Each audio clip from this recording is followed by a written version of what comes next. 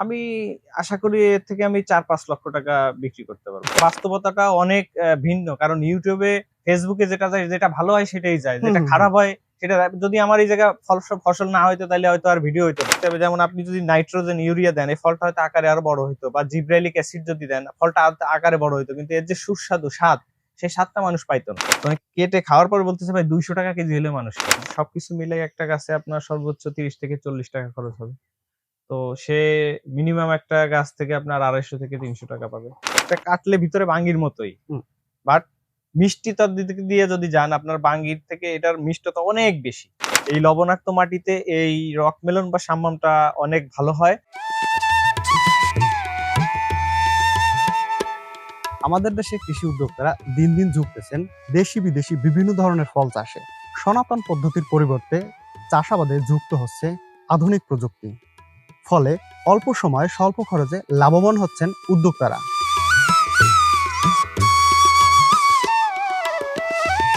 দর্শক কেমন আছেন? আশা করি ভালো আছেন, সুস্থ আছেন। দেশ ও দেশের বাইরে থেকে এই মুহূর্তে যারা কৃষক কৃষিনী চ্যানেলের কৃষি বিষয়ক প্রতিবেদনটি দেখতেছেন, আপনাদের সবাইকে শুভেচ্ছা জানিয়ে শুরু করতেছি আজকের প্রতিবেদন। দর্শক, এই মুহূর্তে আমি আছি বাগেরহাট জেলার কচুয়া উপজেলার মেসার্স সততা এগ্রো ট্রেডার্সে।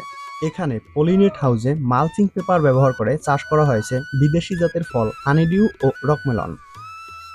প্রতিটি গাছে ফল রয়েছে প্রচুর পরিমাণে, বিক্রিও শুরু করেছেন তারা। আজকে প্রতিবেদনে জানবো এর চাষ পদ্ধতি সম্পর্কে। চাষে কেমন খরচ হয়, খরচের বিপরীতে কেমন লাভ হয়, এ জাতের ফল চাষে চাষিদের সম্ভাবনা কতটা, এখানে কি জাতের রকমেলন ও হানিডিউ চাষ করেছেন, এক কথায় হানিডিউ এবং রকমেলন চাষ সম্পর্কে সম্পূর্ণ তথ্য। আশা করি পুরো প্রতিবেদন জুড়ে আমাদের সাথেই থাকবেন। তো চলুন শুরু করি আজকের মূল প্রতিবেদন।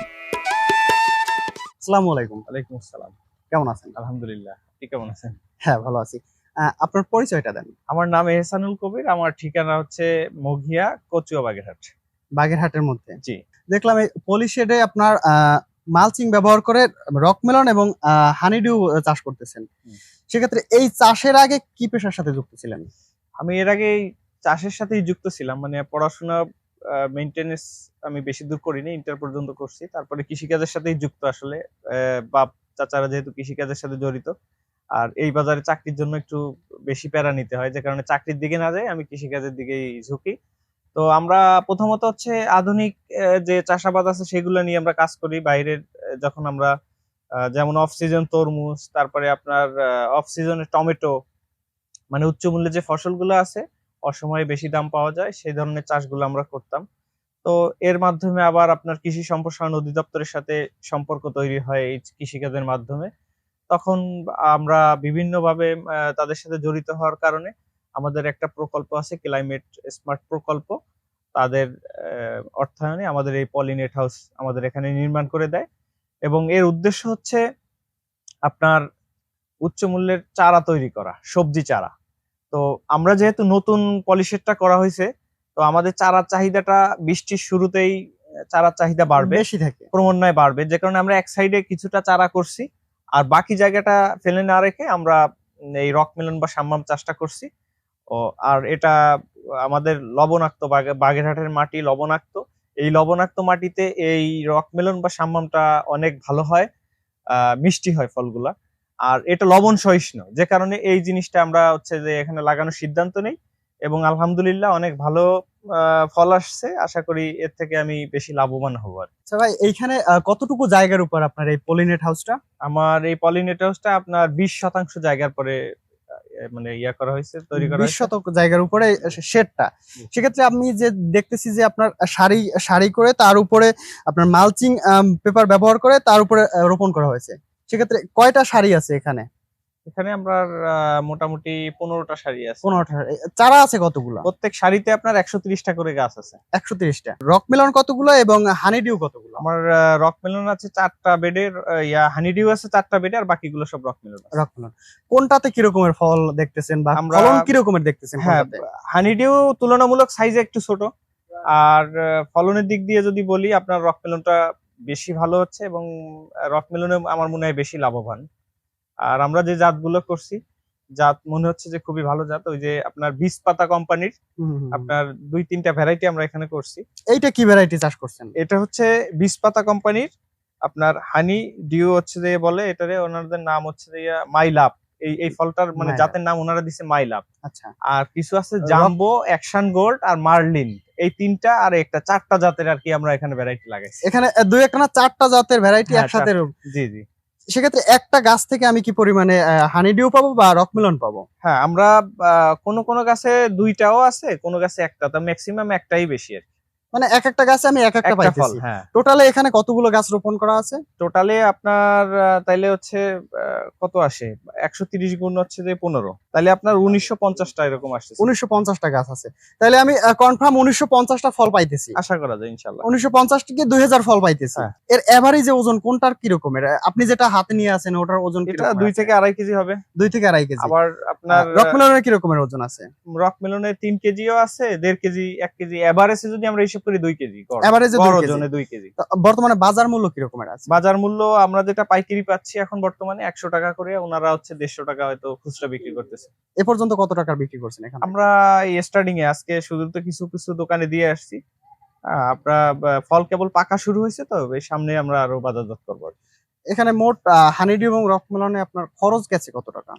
খরচ যদি বলি আপনার ঘরের হিসাব বাদে, ঘরের হিসাবটা হ্যাঁ, সম্পূর্ণ আলাদা, কারণ তাহলে এটার হিসাবের সাথে আমাদের মিশবে না। মোটামুটি 20,000 টাকা খরচ হয়েছে টোটাল। 20,000 টাকা খরচ হয়েছে। যে রকমের ফলন আছে দেখতেছি, প্রচুর ফলন আছে গাছে হ্যাঁ অবশ্যই। এবং সাইজও ভালো আছে। সেক্ষেত্রে বাজার দর অনুযায়ী কি রকমের বিক্রি করতে পারবেন, বাইরে থেকে লাভ করতে পারবেন কতটা? আমি আশা করি এর থেকে আমি 4-5 লক্ষ টাকা বিক্রি করতে পারবো। 4 থেকে 5 লক্ষ টাকা হ্যাঁ, আসবে ইনশাআল্লাহ। আপনার কাছে জানতে চাচ্ছি যে সবাই তো আসলে নতুন যে প্রযুক্তি দেখা গেছে পলিনেট হাউস, মালচিং পেপার, এইটা সবাই আসলে জানে না। সেক্ষেত্রে এই পলিনেট হাউস এবং সনাতন পদ্ধতি এর পার্থক্যটা আসলে কি চাষাবাদের মধ্যে? যেহেতু আপনি খোলা জায়গায় আপনার তরমুজ চাষ করছেন, বাঙ্গি চাষ করছেন, সেক্ষেত্রে এর তারতম্য কি? খরচ এবং ফলনের দিক থেকে তারতম্যটা আসলে কতটা? এটা আসলে মানে আমরাও প্রথম যখন করছি তখন আমরাও এর সম্পর্কে জানতাম না। আমরা বিভিন্ন কৃষি সম্প্রসারণ অধিদপ্তরের মাধ্যমে কিছু জানতে পারছি। নিজেদের বাস্তব ফিল্ডে যে আপনার যে এরিয়া এটা চাষ হয়, যশোর, চুয়াডাঙ্গা, মেহেরপুর, বগুড়া, এইসব এরিয়ায় প্রথমে এই মালচিং দিয়ে চাষাবাদ শুরু হয়। আমরা সেখানে গেছি, দেখছি, প্রযুক্তি সম্পর্কে ধারণা নিছি, তারপরে এসে আমরা করছি। আলহামদুলিল্লাহ সফল হয়েছি। প্রথম লস হয়েছে। তো আমাদের জন্য, নতুন চাষীদের জন্য পরামর্শ থাকবে, আর শুধু আমি না, এই ধরনের যারা আধুনিক চাষী আছে বা প্রত্যেক এরিয়ায় 2-4 জন করে ইনশাল্লাহ হয়ে গেছে, এখন আছে। কারণ মানুষ এখন আধুনিক চাষিতে কৃষিকাজে আসতেছে। তো সেক্ষেত্রে তাদের সাথে পরামর্শ করে তাদের থেকে সোর্স নিয়ে কোথায় পাওয়া যায়, কোন পণ্যটা ভালো হবে। যেমন এই মালচিংটা প্রথমে যখন আমরা নিছি একটা নর্মাল কোম্পানির, আপনার যখন মাটিতে দিছি 2 মাসের ভিতর ফেটে গেছে। আমার মনে করেন যে লেবারের টাকাও লস, পরে হচ্ছে যে মাটি থেকে খুঁটে উঠাইতেও এক্সট্রা লেবার লাগছে। আর পরবর্তীতে আমরা ইন্ডিয়ান নেহা ব্র্যান্ডের যোগাযোগ করি। ইন্ডিয়ান নেহা আছে, আইরিশ আছে, এইসব মালচিং গুলো খুবই ভালো, আমাদের এরিয়ায় আছে, আমরা বিক্রিও করি। তো মনে করেন এই মালচিং গুলো আমরা অ্যারেঞ্জ করি 1 বছরেও নষ্ট হয়। তা প্রথম দিক দিয়ে যেহেতু আমরা বুঝতে পারিনি, বিধায় লস খাইছি, এখন বুঝতে পারছি লস খাইছি। এই জন্য নতুন চাষি যারা এই কাজে আসবে তাদের উচিত হবে, যারা আছে আমাদের মতো, তাদের সাথে পরামর্শ করে, তাদের যারা সহযোগিতা আপনাদের নিয়ে, মতো হ্যাঁ, যারা অভিজ্ঞ চাষী হ্যাঁ, আছে, চাষ মোটামুটি, পদ্ধতি জানেন, বোঝেন, এদের হ্যাঁ, সাথে পরামর্শ করে। আসলে অনেকে আছে যে ইউটিউবের ভিডিও দেখে বা ফেসবুকের ভিডিও দেখে চাষাবাদ শুরু করে দেয়।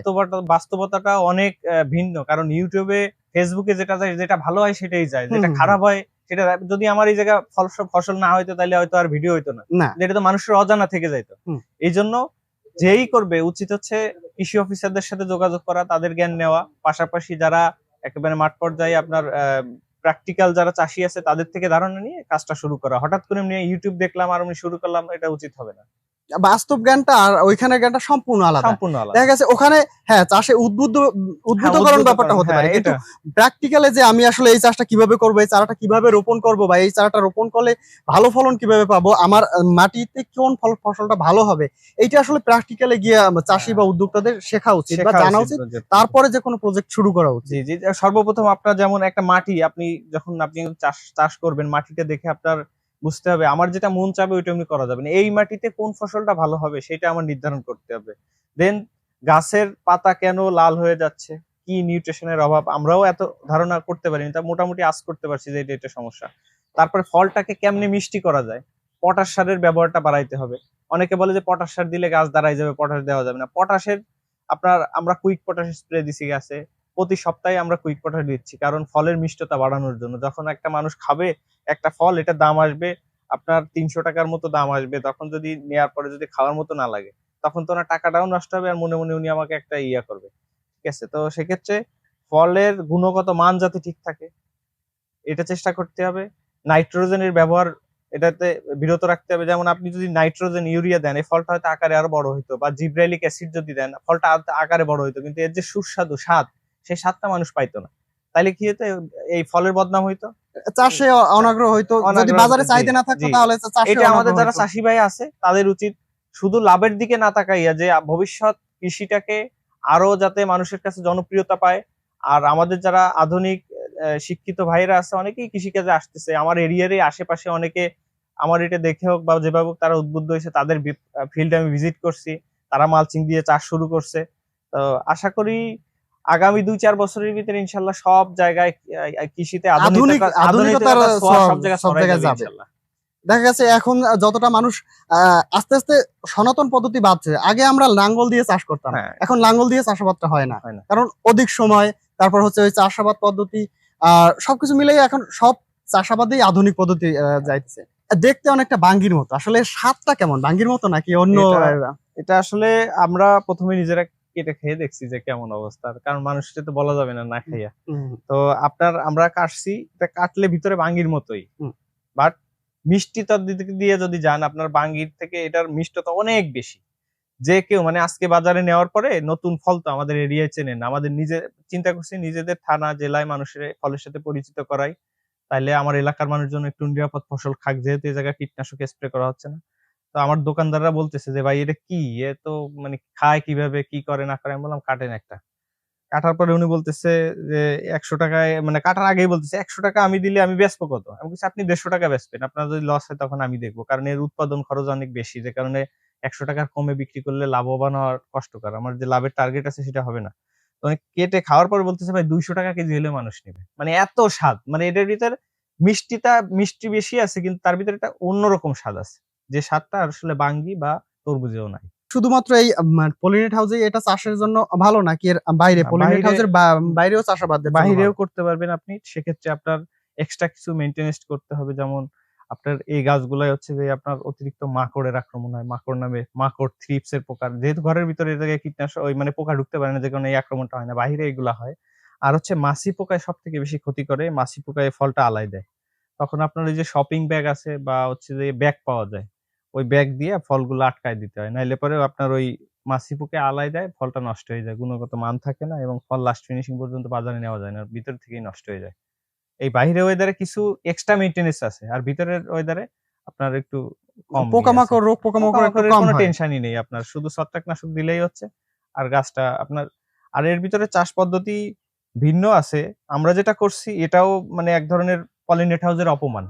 মানে পলিনেট হাউসে চাষ করার যে নিয়মটা, সেটা হচ্ছে আপনার একটা করে গাছ থাকবে, একটা শাখায় একটা ফল থাকবে, বাড়তি কোনো পাতা থাকবে না, বাড়তি কোনো শাখা প্রশাখা থাকবে না, একটা করে ফল ঝুলবে, হাঁটলেই আপনার অন্যরকম একটা বিষয় মনে হবে। তা আমরা ওই পরিবেশে যাইতে পারিনি এই কারণে যে আমরা এই ফসলটা নেওয়ার পরে এখানে আমরা সম্পূর্ণটা টমেটো, বেগুন, মরিচ, বিভিন্ন ধরনের সবজি চারা করব। তা আমরা যদি ওই আপনার ইটা করি, ফসল চাষের জন্য যে স্ট্রাকচারটা দরকার, এটা উঠানোর জন্য স্ট্রাকচার, সেই স্ট্রাকচারটা উঠাই, তাহলে আমার আবার ভেঙে ফেলতে হবে। তা আমি একটা সিজনের জন্য আমি ওই স্ট্রাকচারটা করতে যাইনি, যে কারণে মাটিতে ফলনও তো দেখলাম যে মাটিতে আসলে ফলনও বেশ ভালো ফলন আছে। এর থেকে আরো বেশি ভালো হবে। পলিনেট হাউস মানে হচ্ছে ইউভি আল্ট্রাভায়োলেট পলি আছে, শেড নেট আছে, আপনার মানে নিয়ন্ত্রিত পরিবেশে ফসল চাষ যেটারে বলে, এটা হচ্ছে পলিনেট হাউস। আপনার যখন ঘর বেশি হিট হয়ে যাচ্ছে, আপনি ঠান্ডা করে নিতে পারতেছেন, বৃষ্টির দরকার হলে বৃষ্টি দিতে, মানে আপনার হাতেই অনেকটা নিয়ন্ত্রণ। সেই ক্ষেত্রে এটা চাষাবাদ পরিষ্কার পরিচ্ছন্ন চাষাবাদ, এবং হচ্ছে পদ্ধতিটাও অন্যরকম। তা আমরা যেহেতু চারা করবো, যে কারণে আমরা বেশি পরিচর্যা আর বেশি ইয়া করিনি, তারপরে আলহামদুলিল্লাহ মাটিতে যা হইছে অনেক ভালো হইছে আর কি। আপনার এর থেকে আরো বেশি ভালো করা সম্ভব পলি হাউসে। আমরা তো হিসেব করলাম আপনার টোটালে 20,000 টাকা। সেক্ষেত্রে সবাই তো আর সমান জায়গায় চাষ করবেন না বা সমান পরিমাণে চাষ করবে না। আমরা যদি আলাদাভাবে একটা গাছের হিসেবটা আমরা হিসেব করি যে আমাদের একটা গাছে কত টাকা খরচ হইলো এবং একটা গাছ থেকে আমি কত টাকা রিটার্ন পাচ্ছি এবং কতদিনের মধ্যে রিটার্ন পাচ্ছি। আপনার একটা গাছে সর্বমোট দেখা যায় বীজ থেকে শুরু করে আপনার কীটনাশক, তারপরে আপনার যে ব্যাগিং খরচ, সবকিছু মিলে একটা গাছে আপনার সর্বোচ্চ 30 থেকে 40 টাকা খরচ হবে। তো সে মিনিমাম একটা গাছ থেকে আপনার 250 থেকে 300 টাকা পাবে। 30 থেকে 40 টাকা খরচের বিপরীতে 250 থেকে 300 টাকা হ্যাঁ, রিটার্ন পাবে। হ্যাঁ। এইটা চাষের আসলে কি অনেকগুলো জাত আছে, আমি যতটুকু জানলাম যে রকমেলন হানিডিউর অনেকগুলো জাত আছে এবং চাষের সময়কালটাও আসলে আলাদা আলাদা। হ্যাঁ। এই ব্যাপারটা যদি আমাদের একটু বলতেন যে এই কোন সময়টা কোন কখন কখন চাষ করা যায় এবং কখন কখন চাষ করলে চাষি বা উদ্যোক্তা লাভবান হবে। জি, আমার জানা মতে মানে আমি যত সবই জানি এমন তো না। যতটুকু আমি জানি সেই অনুযায়ী যা দেখছি এই পর্যন্ত করার ফলে আপনার আমরা যে জাতটা করছি, যে কয়েকটা জাত করছি এর ভিতরে যে বিষপাতা কোম্পানির যে জাম্বো যে জাতটা আছে এই জাতের আপনার ফলনটা অনেক বেশি আরকি।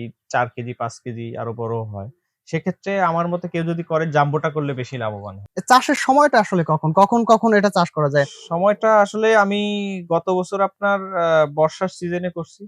সে সময়ে হইছে। আবার এখন এই যে শুকনা সিজনে করলাম তাও হইছে। মোটামুটি সারা বছরই চাষ 12 করা মাসে এটা চাষ করা যায়। সেক্ষেত্রে মিষ্টতা এবং 12 মাসই একই রকমের থাকে। আর এই মিষ্টতা কি আসলে নির্ভর করে মাটি এবং ইয়ার উপরে নাকি পরিচর্যা এবং সার কীটনাশকের উপরে? মাট মাটির পরেও আপনার নির্ভর করে আর পরিচর্যার ক্ষেত্রেও কিছু আছে। যেমন আপনার বর্ষার সিজনে আসলে বৃষ্টির পানিতে যেকোনো ফল একটু মিষ্টি বেশি হয়। তার পাশাপাশি আপনার কিছু, কিছু মানে সারের ব্যবহার যেমন আপনার পটাশ সারের ব্যবহার করা যায়। কুইক পটাশ স্প্রে করা যায়। ফলের মিষ্টতা বৃদ্ধি করে। আর আপনার ব্রোন তারপরে যে অনুখাদ্যগুলো আছে এগুলো দিলে পরে আপনার একটা ফলের যে সুন্দর শেপ, স্বাদ, কোয়ালিটি সবকিছু সুন্দর একটা ডেলিভারি আসে ফলের ভিতরে। তো মোটামুটি মাটি প্লাস পরিচর্যা সবকিছু মিলাই আসলে আপনার একটা সৌন্দর্য প্রকাশ পায় এই আরকি। এই চাষটা আসলে নতুন উদ্যোক্তাদের সম্ভাবনা কতটা? এটা আসলে আমাদের বাগেরহাটের জন্য যদি হয়, লবণাক্ত মাটিতে যদি হয় আর মিষ্টি এরিয়াতে আশা করি আরো অনেক ভালো হবে। এই চাষটা আসলে লাভজনক চাষ আরকি। এটা আমাদের চাষী ভাইরা যদি করে তাইলে আর মানে মনে হয় যে অসুবিধা হবে না। ভালো লাভ হবে। এই কৃষি নিয়ে আপনার আগামী পরিকল্পনা কি? কি চিন্তা ভাবনা আছে কৃষি নিয়ে? কৃষি নিয়ে আসলে আগামী পরিকল্পনা বলতে এই মানুষ আসলে আগে দেখছি কৃষিকাজ যারা করে তাদেরকে তুচ্ছ-তাচ্ছিল্য করত। দেখা হইলে বলতো কৃষক যায়। কোন জায়গায় গেলে সম্মান ছিল না। এখন আলহামদুলিল্লাহ আমরা যেখানে যাই সবাই মানে আপনার একেবারে ইউনো থেকে শুরু করে ডিসি যাদের কাছেই যাই যখন আমাদের দেখছি ভালো প্রায়োরিটি দেয়। কথা বলে আমাদের সাথে। তারাও উদ্বুদ্ধ হয় তাদের ছাদে করার জন্য, তাদের যতটুকু এরিয়া আছে ততটুকু করার জন্য যে ভাই আমি এতটা করতে চাই। কিভাবে করব, কি করব না করব। মোটামুটি এটা দিয়েই বোঝা যায় আসলে কৃষিকাজের উন্নতি হওয়ার পিছনে আপনার উন্নতি হচ্ছে বিধায় আছে আসলে তারা কৃষকরা মূল্যায়ন পাচ্ছে বিভিন্ন জায়গায় যেয়ে। আর আমার ইচ্ছা যে শুধু আমি না, আমার মতো যারা কৃষক ভাই আছে বা আমার থেকে উপরে যারা আছে সবাই আমরা কৃষি কাজটারে একেবারে মানে মহৎ একটা কৃষি অবশ্যই একটা মহৎ পেশা। এটারে আসলে আপনার আ ইন্ডাস্ট্রি মানে আপনার যে বলা যায় যে ফ্যাক্টরি যে টাইপের এই টাইপের একটা ক্ষেত্রে পরিণত করা। যেমন আমার এই জায়গা ২০% জায়গা। এই জায়গায় আমি যে ফসল করব বা আমার যে উৎপাদন হবে এখানে আমার ১০ টা লোক ২০ টা লোক কাজ করবে, চারা দেবে, চারা বিক্রি করবে। এই চারা আবার আপনার সারা ইয়াতে জেলায়, উপজেলায় পুরো বাংলাদেশে ছড়ায় যাবে।